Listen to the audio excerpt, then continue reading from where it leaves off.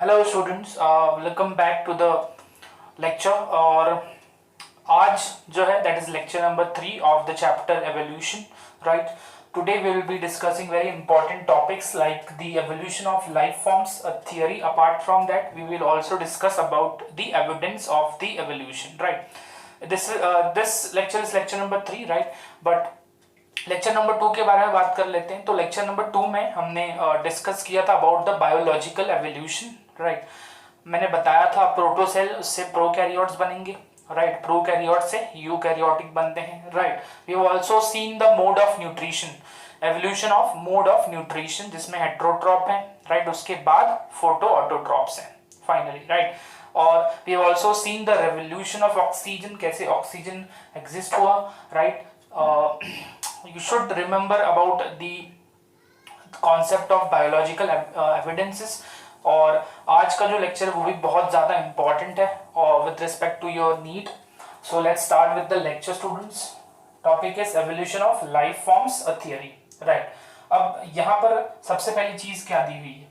Conventional religious literature, conventional religious literature tell us about the theory of special creations, right. theory of special creation हमने discuss किया हुआ है in the lecture number 1, right.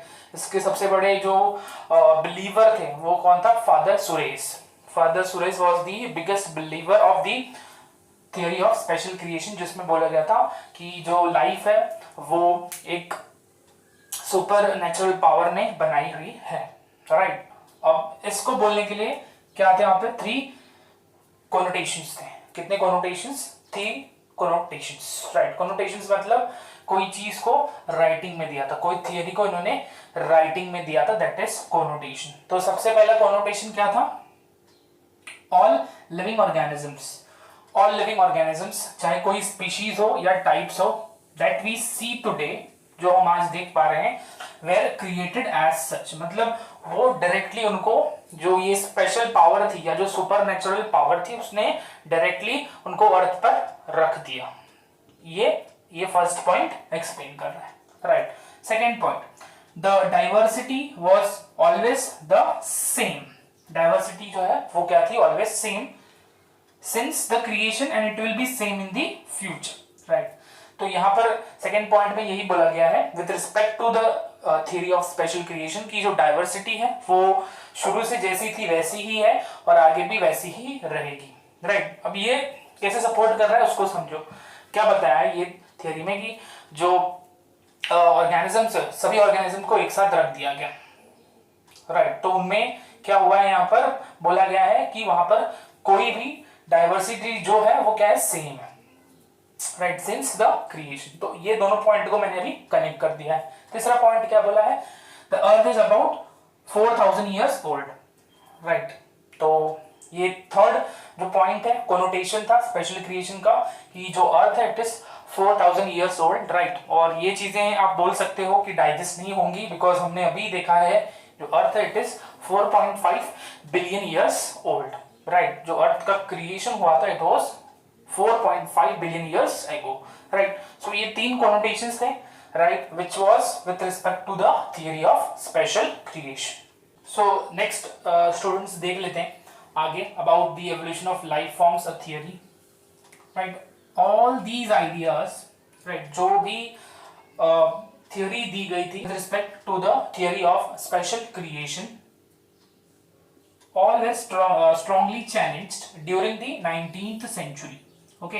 So ये याद रखना है कि जो भी थियरीज या जो भी आइडियाज दिए गए थे स्पेशल क्रिएशन को लेकर, वो सब जो है they were strongly challenged during the 19th century. Okay, आगे बढ़ते हैं.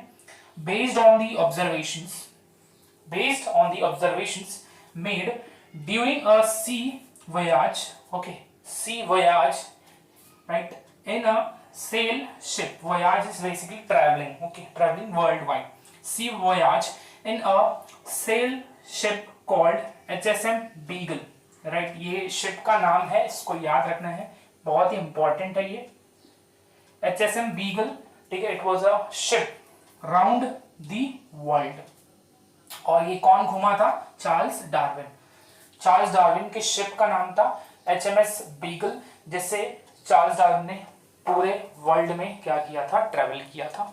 Australia, Cape of Good Hopes, then European countries, right. तो सब जगह पर जो चार्ल्स डार्विन है वो घूमे थे with his great and very strong ship HSM beagle. आगे बढ़ते हैं। अब चार्ल्स डार्विन हर जगह घूम रहे हैं, ठीक है, तो हर जगह का जो लाइफ फॉर्म है उसको देख रहे हैं, राइट, उसको ऑब्जर्व कर रहे हैं। तो क्या कहा चार्ल्स डार्विन ने, देखते हैं। Concluded that existing living forms share similarities, existing जो आज के living forms है, they share similarities to varying degrees, वो खुद में ही अलग अलग डिग्रीज पर क्या शेयर करते हैं, सिमिलैरिटीज, राइट। इसके बाद एक और चीज बोली, not only among themself but also with life forms that existed millions of years ago. तो यहां पर स्टूडेंट्स चार्ल्स डार्विन ने बोला है कि जो अभी के एग्जिस्टिंग लिविंग फॉर्म्स हैं, they share similarities at varying degree, अलग अलग डिग्रीज पर क्या दिखाई देती है, सिमिलैरिटीज। और ये सिर्फ अभी के लिए नहीं, ये पहले भी, राइट, जो अलग पहले के लिविंग फॉर्म थे उनसे भी सिमिलैरिटी मैच करती है, राइट। और वो लाइफ फॉर्म कब एग्जिस्ट है, millions of years ago. Okay, so ये लाइन बहुत इंपॉर्टेंट है, इसको याद रखना है स्टूडेंट्स, यहां से लेकर यहां तक। ओके, अब आगे बढ़ते हैं। अब जो लाइफ फॉर्म्स थे, many such life forms do not exist any more, तो जिनके साथ सिमिलैरिटी थी एग्जिस्टिंग लिविंग फॉर्म की, जिनके भी साथ सिमिलैरिटी थी, उनमें से कुछ जो है वो एग्जिस्ट नहीं कर रहे हैं। Okay, there had been, right, अब आगे क्या दिया है देखिए, there had been extinctions, right, there have been extinctions of different life forms. तो ये जो है, ये जो जिनके साथ सिमिलैरिटी है, अभी के जो लिविंग फॉर्म है उनकी सिमिलैरिटी, जो पहले एग्जिस्ट हुए थे उनके साथ जिनकी सिमिलैरिटी है, वो अलग अलग टाइम पर क्या हुए, एक्सटिंक्ट हुए हैं। तो वो लाइन यहां पर दी हुई है, there had been extinction of different life forms in the year gones by just as new life forms of life arose at different periods of history of the earth। तो यहां पर याद रखना है स्टूडेंट्स की, जो अलग अलग टाइम पर अलग अलग ईयर्स में जो भी लाइफ फॉर्म एग्जिस्ट हुए हैं, राइट, जो भी लाइफ फॉर्म एग्जिस्ट हुए हैं उनसे जस्ट पहले क्या हुआ है, न्यू लाइफ फॉर्म अराइज हो चुका है again at the different period. तो ये बहुत ही क्रिटिकल लाइन्स है, ये आप लोगों को समझनी है, राइट। सो पहली चीज ये याद रखनी है कि जो एग्जिस्टिंग आज के टाइम पे जो लिविंग फॉर्म है, they share similarity among themselves at varying degree, अलग अलग लेवल पर तो सिमिलैरिटी आज के लोगों के साथ है ही, बट जो पहले थे, राइट, जो पहले थे उनके साथ भी कहीं ना कहीं कुछ सिमिलैरिटीज हैं। और जो पहले के ऑर्गेनिज्म थे जिनकी डेथ हो गई है, वो एक्सटिंक्ट हो गए, उनमें से यहां पर बताया हुआ है कि they have been extinct on different life forms, अलग अलग टाइम पर अलग अलग साल में वो क्या हुए हैं, एक्सटिंक्ट हुए हैं, और उन्हीं से न्यू लाइफ फॉर्म क्या हुई है, अराइज हुई है। That is the history of the earth, right students. बहुत इंपॉर्टेंट है, मैं फिर से बता रहा हूं आप लोगों को, राइट। ये सो स्टूडेंट्स अब आगे बढ़ते हैं, right, with this topic evolution of life forms. So यहां पर क्या बताया गया है, right, there has been a gradual evolution of life forms, ये सभी को पता है, राइट। लाइक इस चैप्टर के शुरुआत में ही बता दी गई थी कि जो एवोल्यूशन है वो बहुत ही स्लो प्रोसेस है, धीरे धीरे कर होगा। Any population has built variation in characteristic, right, कोई भी एक गिवन पॉपुलेशन है उसमें क्या दिखाई दे रहा है, वेरिएशन। तो those characters which enable some to survive better in natural conditions would outbreed आउटब्रीड, कौन से नेचुरल कंडीशन की बात हो रही है? Climate, food, physical factors and etcetera, right. So would outbreed others that are less endowed to survive under such natural conditions, right. So students यहाँ पर क्या बताया हुआ है कि देखो बहुत सारे जो एक पॉपुलेशन है, एक पॉपुलेशन में जो बहुत सारे लिविंग ऑर्गेनिजम्स हैं उनमें एक कैरेक्टर के लिए क्या है? वेरिएशन है, राइट. अब वो जो वेरिएशन आया है वो वेरिएशन जो है उनको कहाँ हेल्प करने वाला है? For the survival. कहाँ हेल्प करेगा? For the survival, right. अगर वो वेरिएशन अच्छा है, राइट, अगर वो वेरिएशन अच्छा है तो जो ऑर्गेनिज्म है वो क्या करेगा? सरवाइव करेगा. क्या करेगा? वो ऑर्गेनिज्म सरवाइव करेगा, राइट. और फिर क्या होगा? और जो जिनके अंदर वो वेरिएशन नहीं हुआ है, या फिर बोल सकते हो वेरिएशन जो है उसका कोई यूज नहीं है, तो ऐसे जो ऑर्गेनिजम्स है वो इस नेचुरल कंडीशन में सरवाइव नहीं कर पाएंगे, राइट. सो अब जो ऑर्गेनिज्म सरवाइव कर रहे हैं, राइट, वेरिएशन हुआ है, वेरिएशन की वजह से क्या कर रहे हैं? सरवाइव कर रहे हैं under natural conditions, right. And जो सरवाइव नहीं कर पाए, जाहिर सी बात है उनकी पॉपुलेशन कम होते जाएगी, और जो सरवाइव कर चुके हैं उनकी पॉपुलेशन बढ़ती जाएगी, बिकॉज यहाँ पर क्या परफॉर्म कर रहे हैं? They are performing reproduction, right. So ये पॉइंट्स अगेन बहुत ही इंपॉर्टेंट है स्टूडेंट्स, याद रखना है. मैं फिर से बता दे रहा हूँ, evolution gradual change, right, in the life form. कोई भी एक पॉपुलेशन ले लो, उसके अंदर अगर वेरिएशन हुआ एक पर्टिकुलर कैरेक्टर के लिए, तो क्या वो वेरिएशन गुड है या बैड है? अगर गुड है तो ऑर्गेनिज्म सरवाइव करेगा, बैड है तो ऑर्गेनिज्म सरवाइव नहीं करेगा. जिस ऑर्गेनिज्म ने सरवाइव किया है वो आपस में आउटब्रीड करेगा और अपने पॉपुलेशन को क्या करेगा? इंक्रीज करेगा. और जिस ऑर्गेनिज्म के अंदर वो वेरिएशन खराब हो गया है वो ऑर्गेनिज्म के पॉपुलेशन धीरे धीरे क्या होंगे? खत्म होते जाएंगे under the natural conditions, right. So this is about the 3 points. So students अब आगे बढ़ते हैं with the topic. another word used is fitness of the individual or the fitness of the population, right. ये fitness word क्या कह रहा है? Let's see. The fitness according to Darwin refers to ultimately and only to reproductive fitness. Students बहुत ही important है ये. Okay, अब reproductive fitness जो है वो क्या होता है? Let's see, right. So यहाँ पर already explain किया हुआ है कि hence those who are better fit, fitness को डार्विन ने किससे रिलेट किया? Reproductive fitness. इसका मतलब क्या? जो ज्यादा फिट है एक एनवायरनमेंट में, मतलब फिजिकल कंडीशन, क्लाइमेट, टेम्परेचर सभी को वो क्या कर रहा है? उस कंडीशन के अंदर सरवाइव कर रहा है, तो वो जो है उसको फिट बोलेंगे. और वो जो फिट है वो क्या लीव करेगा? More progeny than the others. Reproductive fit मतलब याद रखना है, रिप्रोडक्टिव फिटनेस मतलब याद रखना है जो ज्यादा प्रोजेनीज बनाएगा. वेरी सिंपल, ठीक है. अब देखो कैसे ये हो रहा है, राइट. सेक्सुअल रिप्रोडक्शन की बात करें, राइट. सो जो सेक्सुअल रिप्रोडक्शन होता है उसमें क्या होता है? वेरिएशन दिखता है, राइट. तो वेरिएशन जो है उससे क्या होगा? 2 तरीके के वेरिएशन होंगे. एक होंगे गुड वेरिएशन, एक होगा बैड.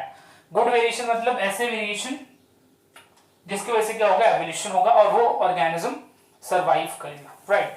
सो वेरिएशन की मैं बात करूं तो सबसे पहले यहां पर हम इंक्लूड कर लेते हैं प्रोजेनीज को, राइट. प्रोजेनीज. अब प्रोजेनीज जो है जैसे कि रिप्रोडक्टिव फिटनेस की बात करें तो रिप्रोडक्शन होगा तो बहुत सारे प्रोजेनीज बनेंगे, राइट. मैनी प्रोजेनीज,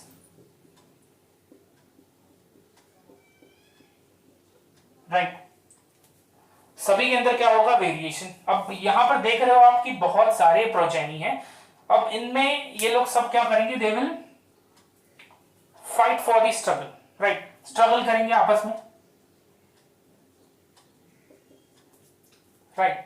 क्या करेंगे? स्ट्रगल करेंगे आपस में, because they are huge in number. इनमें से कुछ के अंदर वेरिएशन हुआ होगा वो सरवाइव करेगा, कुछ के अंदर वेरिएशन हुआ होगा बट वो सरवाइव नहीं करेगा, राइट. तो अब आगे बढ़ते हैं. सो कुछ के अंदर वेरिएशन हुआ होगा वो सरवाइव करेगा, कुछ के अंदर वेरिएशन नहीं हुआ होगा वो सरवाइव नहीं करेगा, राइट। सो अब जो भी प्रोजेनिस बनेंगे वो आपस में क्या करेंगे, स्ट्रगल करेंगे, और स्ट्रगल करने के बाद क्या होगा, स्ट्रगल करने के बाद क्या होगा, जो ऑर्गेनिज्म फिट है, फिटेस्ट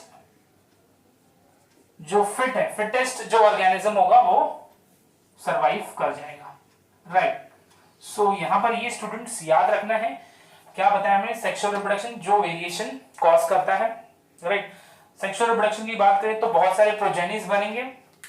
अब बहुत सारे प्रोजेनी जो है आपस में स्ट्रगल करेंगे, और उनमें से जो फिट होगा वो क्या करेगा, सरवाइव कर जाएगा, और वो क्या करेगा, आपस में ब्रीड कर जाएगा, राइट। मतलब वो आपस में ब्रीड कर जाएंगे। तो आगे बढ़ते हैं अब यहां पर, these therefore will survive more and hence selected by nature, है ना। तो यहां पर देखो, अगर एक ऑर्गेनिज्म है उसके बहुत सारा प्रोजेनीज है, तो इसका मतलब उसका जो जनरेशन है वो ज्यादा टाइम तक के लिए क्या कर रहा है, सर्वाइव कर रहा है, and it is hence selected by nature, उसको नेचर ने सेलेक्ट किया, उस वजह से वो क्या कर रहा है, सर्वाइव ज्यादा कर रहा है, right. Hence he called it a natural selection, उसको क्या नाम दिया गया, natural selection, and implied it as mechanism of evolution. So natural selection was implied it as a mechanism of evolution, है ना। तो ये स्टूडेंट्स याद रखना है। रिप्रोडक्टिव फिटनेस क्या होता है, इसको समझो कि reproductive fitness is the ability of the organism to form as much as progeny. तो जो ऑर्गेनिज्म ज्यादा प्रोजेनी बना रहा है, दैट मीन्स वो क्या है, फिट है, राइट। उसका फिटनेस सबसे बेटर है, right. So this is about reproductive fitness. बहुत ही इंपॉर्टेंट टॉपिक स्टूडेंट्स ये है, इसको अच्छे से समझना है आप लोगों को, राइट। सो इसको आपको नोट डाउन भी करना है, राइट। इसको आप नोट डाउन भी कर लेना स्टूडेंट्स। अब हम एक एग्जाम्पल लेकर, एक शॉर्ट सा स्टोरी है उसको लेकर नेचुरल सिलेक्शन को समझने वाले हैं, राइट। सो अब आपके सामने एक पिक्चर होगा, राइट। उस पिक्चर में आपको दिख रहा होगा नेचुरल वेरिएशंस, राइट। क्या दिख रहा होगा आपको, नेचुरल वेरिएशंस ऑफ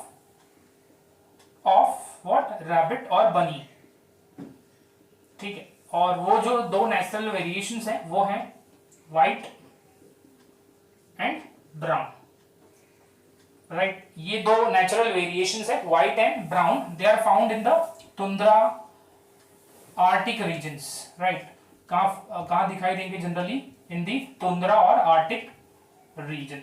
अब ये जो टुंड्रा एंड आर्टिक रीजन है, यहां पर ये रैबिट है, राइट। अब विंटर में क्या होता है, ड्यूरिंग विंटर, इस पिक्चर को आप क्लियरली देख पा रहे होंगे कि ड्यूरिंग विंटर क्या होगा, जब भी आइस फॉल होगा, स्नोफॉल होगा, तो क्या होगा, देखो आइस या स्नोफॉल जो है, स्नोफॉल में जो आइस स्नो का कलर है दैट इज व्हाइट। तो उससे क्या होगा, जो ये व्हाइट वाले हैं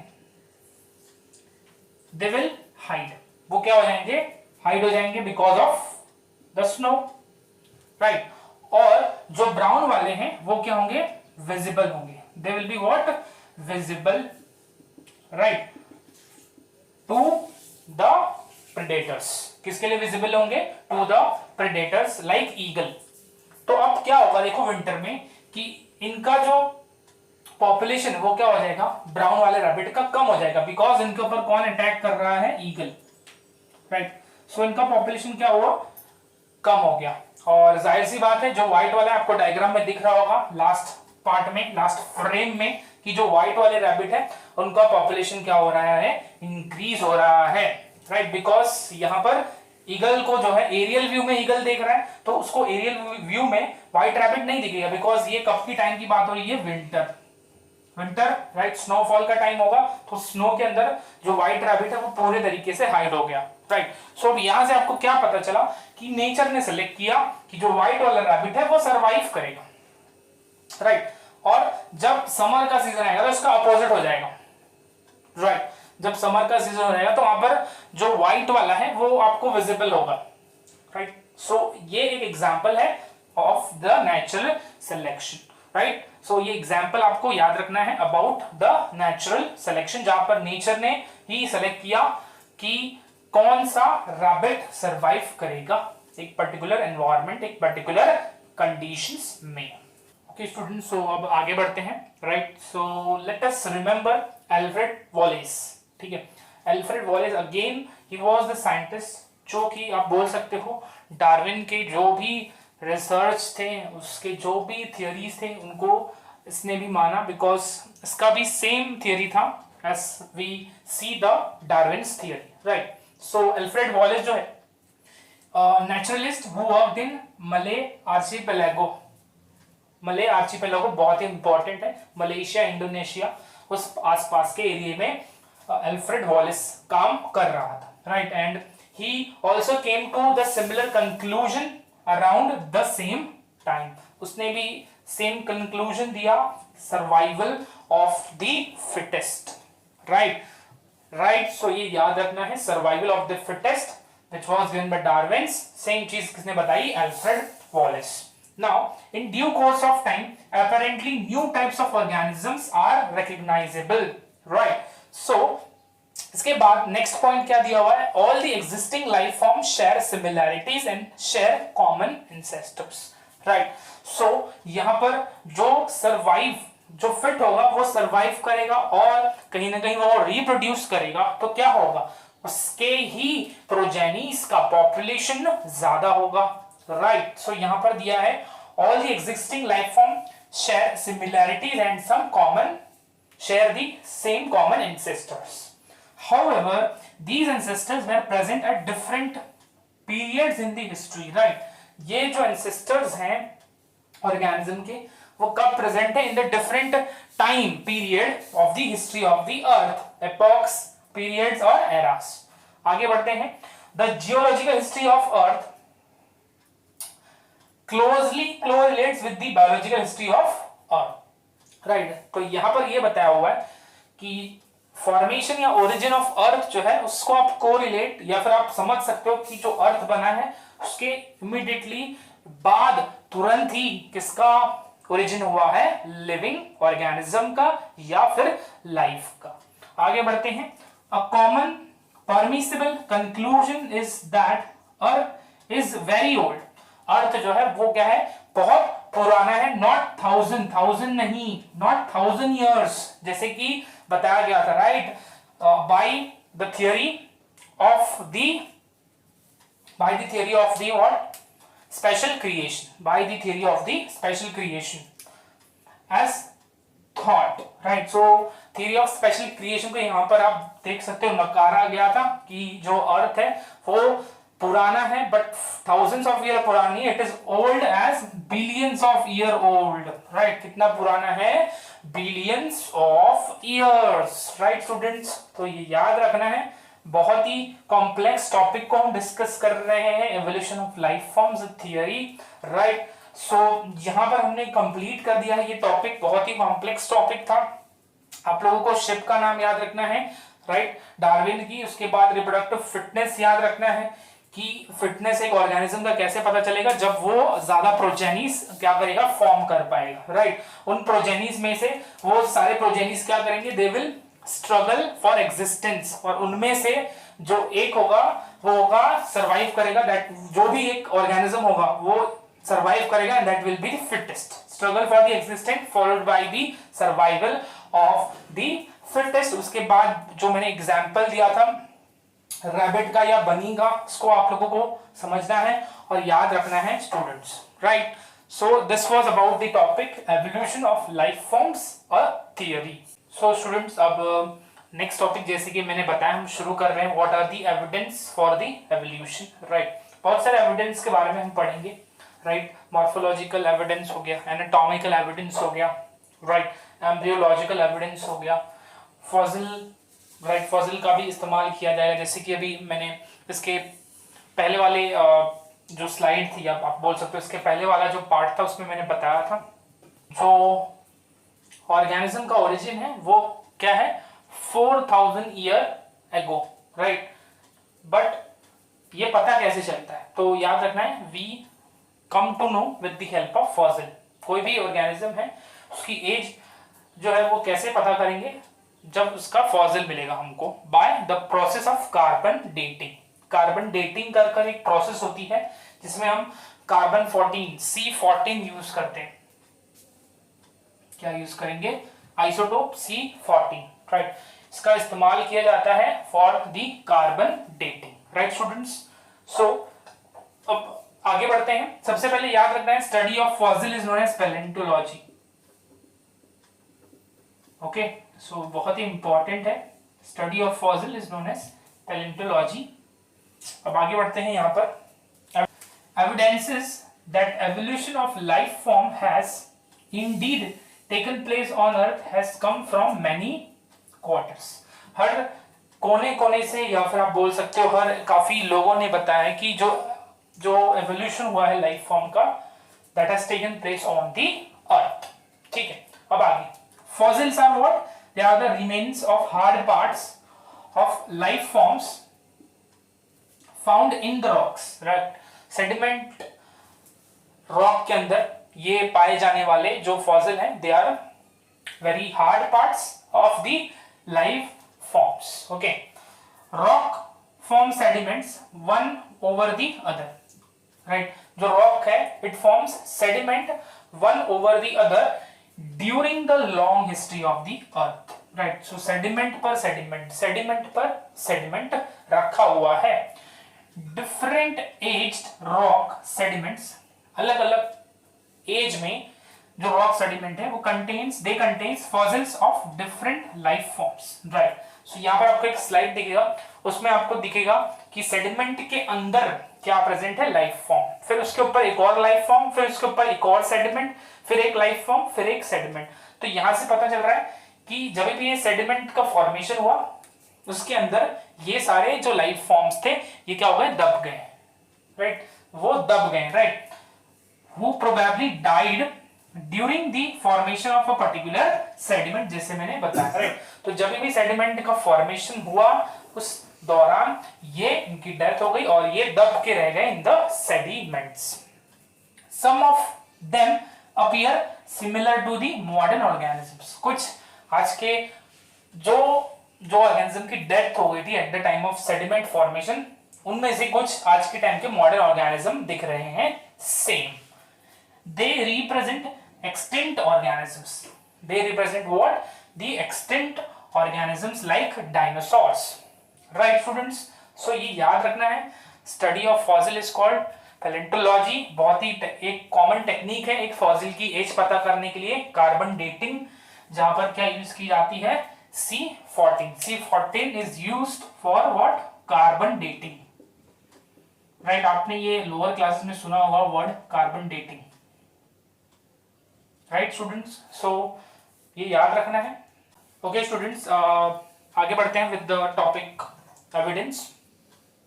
the study of fossils in different sedimentary layers. आपको यहाँ पर डायग्राम दिख रहा होगा, राइट।